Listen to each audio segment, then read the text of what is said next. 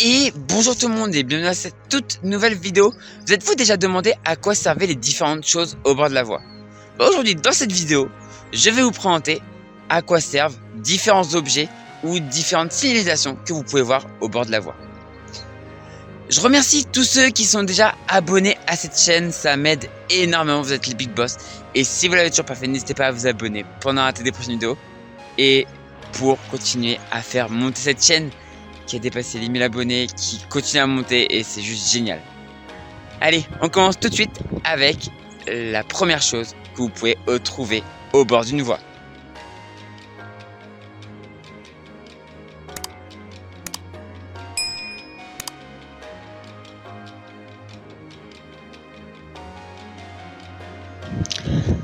Alors ça, du coup, c'est un téléphone de PN. Ça sert à appeler les postes de surveillance pour signaler, par exemple, signaler un véhicule arrêté en pleine voie, au milieu là du PN, ici. Donc si on voit un véhicule arrêté là, ou si on est nous-mêmes arrêté là, on appelle pour arrêter la circulation. Si vous voyez que les barrières sont cassées, ou alors que le PN reste fermé, que les barrières restent fermées alors qu'il n'y a pas de train qui passe pendant un long moment, vous pouvez appeler au niveau du PN et là en plus là vous avez directement la phrase à dire ici PN, par exemple là ici PN 21 de ligne Monterolier-Buchy Modeville, je vous signale, et là vous signalez l'anomalie. Donc soit comme j'ai une voiture arrêtée, ou votre voiture arrêtée en panne ici, donc là pour que tous les trains s'arrêtent, une barrière cassée, ou des feux qui clignotent alors que les barrières se ferment pas, ou un train qui est passé et les barrières se sont pas fermées. Alors ça généralement si ça se passe, le mécano va le voir aussi, mais c'est bien de le dire. Donc vous avez ce système là, donc vous prenez la barrière, enfin le téléphone, et sinon maintenant il y a un autre système, il y a un deuxième système.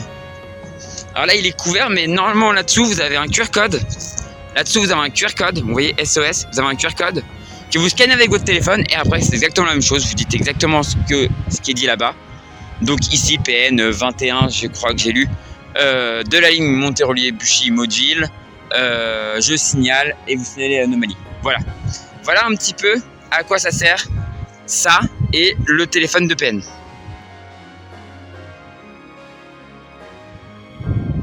C'est quoi ces petites lumières blanches qu'on peut avoir des fois au-dessus des signaux? Là, c'est ce qu'on appelle des ID, indicateurs de direction. En gros, ça sert à indiquer au mécanicien dans quelle direction il est aiguillé. Par exemple, ici, on a une aiguille, donc on peut être soit réemmené vers Le Havre, soit vers Saint-Valery-en-Caux. En gros, l'idée, si on a une lumière d'allumée, ça va nous dire qu'on va sur la direction la plus à gauche. Donc là, une lumière d'allumée, on serait aiguillé vers Le Havre. Deux lumières d'allumée, on serait aiguillé vers la deuxième direction la plus à gauche. Donc là, vu qu'il n'y en a que deux, c'est facile. On serait aiguillé vers Saint-Valery-en-Caux. Donc un idée, on part vers la gauche. Deux idées, on part vers la deuxième direction en partant de la gauche. Et en fait, on peut en avoir plusieurs idées. Donc trois idées, par exemple là, on pourrait presque avoir trois idées. Une idée qui nous emmène sur Le Havre, une idée qui emmène sur les voies de garage là-bas, et un troisième idée qui emmène vers Saint-Valery-en-Caux. Là, il y en a deux, donc considérez que si on a deux idées, on part vers Saint-Valery. Une idée, on part vers Le Havre. Donc là, c'est un chevron. Ça, c'est un chevron. Si la flèche est vers le bas comme ça indique soit une entrée de gare, soit le début d'une aiguille. Là, par exemple, celui-là indique cette aiguille-là, mais indique surtout l'entrée de la gare de Dieppe qui se trouve pas là. Si la flèche est vers le haut, ça indique une sortie de gare. Alors ça, c'est sur voie unique. Donc là, on est sur une voie unique, c'est Malonnet-Dieppe.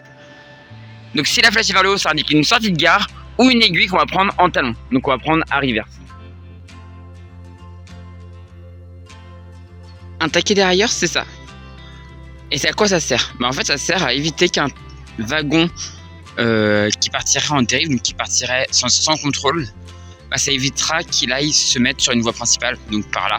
Alors là, la voie est en travaux, mais ça évitera qu'il aille se mettre sur voie principale.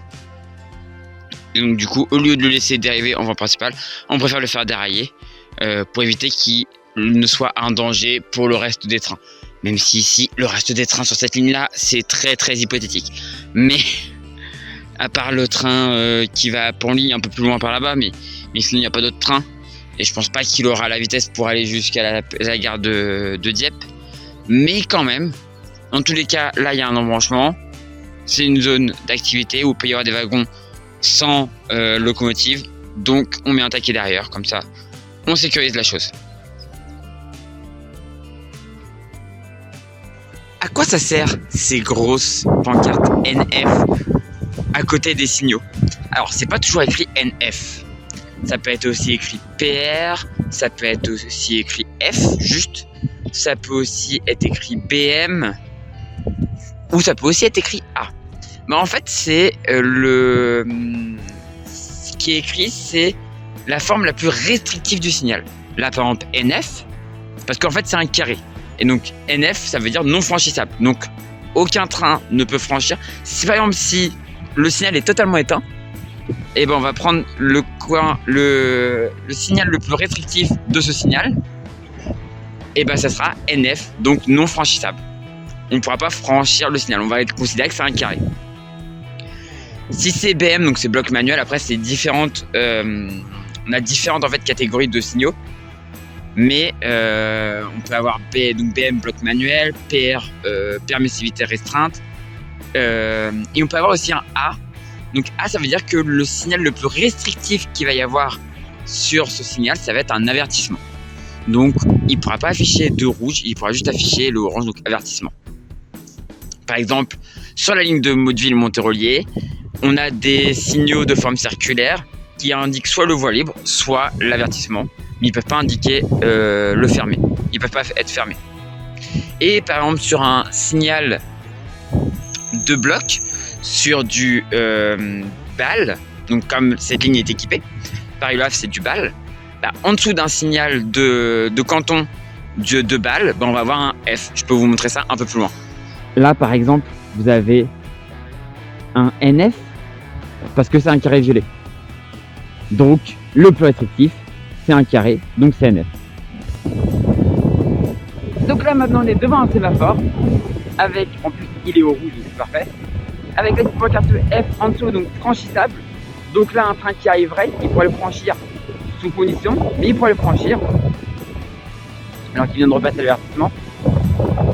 Mais comme je vous ai dit, on peut avoir différentes choses écrites en dessous, donc là F franchissable, NF non franchissable, comme on a pu voir avant, mais ça pourrait être écrit PR pour BAPR et BM pour bloc manuel, donc différentes réglementations, différentes sortes de signal et qui ont toutes en fait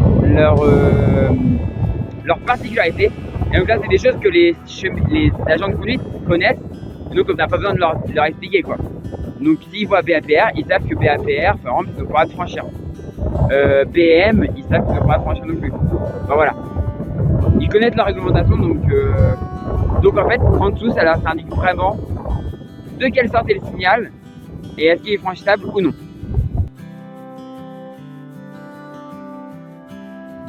À quoi ça sert ces panneaux là avec des bandes noires dessus? Bah ça c'est ce qu'on appelle des mirlitons.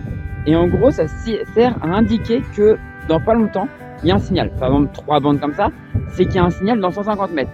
2 bandes on voit là-bas, c'est 100 mètres. Et après il y en a un dernier avec une bande, c'est 50 mètres. En gros on met ça quand un signal est pas très visible parce qu'il est derrière une courbe. Par exemple vous voyez là la ligne qui est là. Vous voyez ce signal là. Donc là on va avoir des mirlitons parce que quand on arrive de là-bas, on voit pas forcément le signal qui arrive. Donc normalement si le signal va être restrictif, on doit déjà avoir eu un signal restrictif avant. Donc par exemple si celui-là est au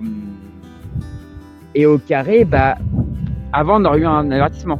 Mais par exemple si celui-là est à l'avertissement, bah c'est bien d'être prévenu un peu avant quoi. C'est bien de savoir avant. Et c'est savoir qu'on va avoir un signal. Des fois on peut être concentré sur autre chose. Et donc du coup le fait de voir ces mirlitons nous dit attention, il va falloir être attentif, il y a un signal pas loin, il va pouvoir me présenter quelque chose, donc attention. Donc pour résumer, un mirliton en gros c'est une annonce de signal dans une zone avec peu de visibilité.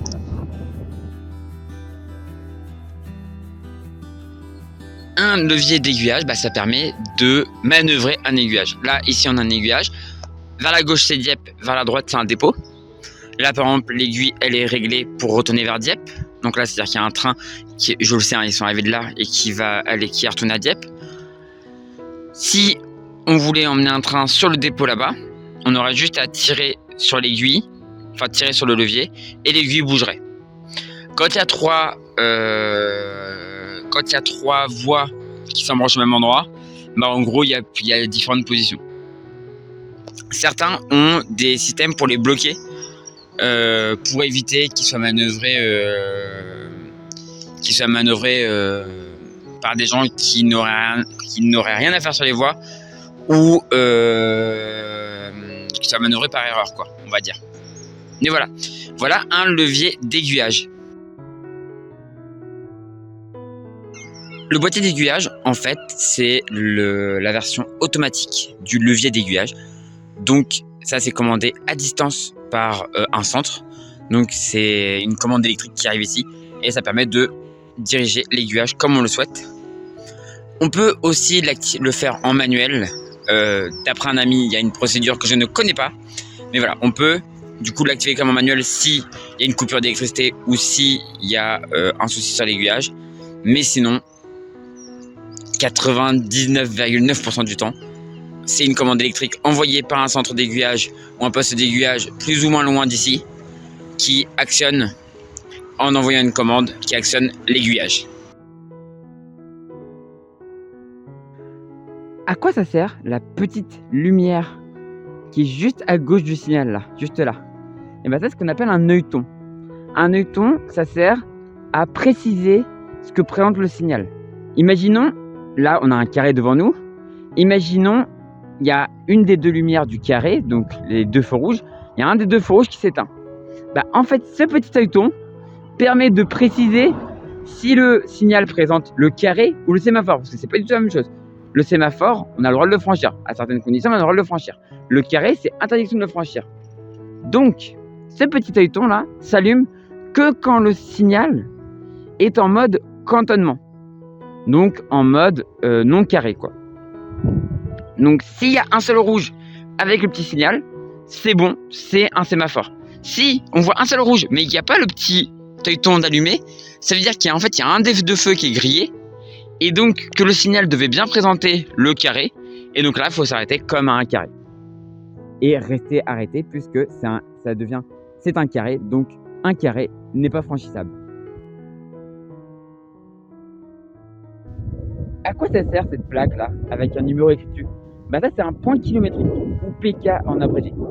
Ça sert en gros à se repérer sur une ligne, et les PK en fait partent du point 0 de la ligne. Donc là par exemple du point origine de la ligne, par exemple ici c'est Paris-Le Havre, donc le PK origine c'est la gare de Paris-Saint-Lazare à Paris. Ça peut servir à se repérer sur la ligne. Par exemple, des ouvriers qui travaillent, on leur dit qu'il faut travailler entre tel PK et tel PK, bah, ils vont pouvoir voir les panneaux et dire, bah voilà, là je suis au PK, donc c'est là qu'il faut que je travaille. Mais ça peut aussi servir, par exemple, à un train qui va tomber en panne, il va avoir vu la pancarte, donc il sait qu'il est au PK 170, et s'il compte en allant par là, bah il verra plus tard, je vais vous montrer, les points hectométriques qui vont aussi lui servir.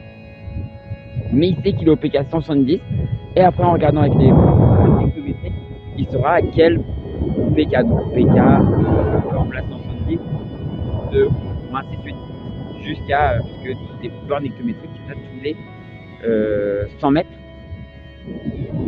Tous les 100 mètres, vous avez une borne, donc jusqu'à 9, et ensuite c'est le PK suivant. Mais en gros, voilà, ça permet de se repérer sur une ligne. En plus des grosses pancartes points kilométriques, vous avez les points hectométriques, qui sont matérialisés par des petites bornes comme ça, et ils permettent aux cheminots de bien se repérer, savoir voilà je suis au PK temps point temps, et aussi c'est aussi pour certains des repères de freinage. Ils savent qu'il y a telle borne hectométrique, faut freiner pour arriver à l'arrêt dans telle gare ou être à telle vitesse à tel endroit, quoi. Voilà, c'est des quelques repères, c'est des repères de freinage et d'arrêt pour certains cheminots.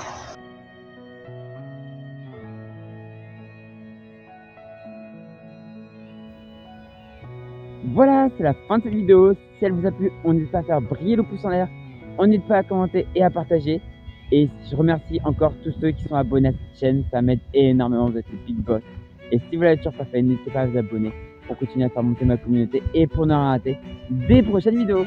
Et du coup, je vous dis à la prochaine pour une prochaine vidéo sur cette chaîne ou sur une autre chaîne ou pour un live sur Twitch. et YouTube.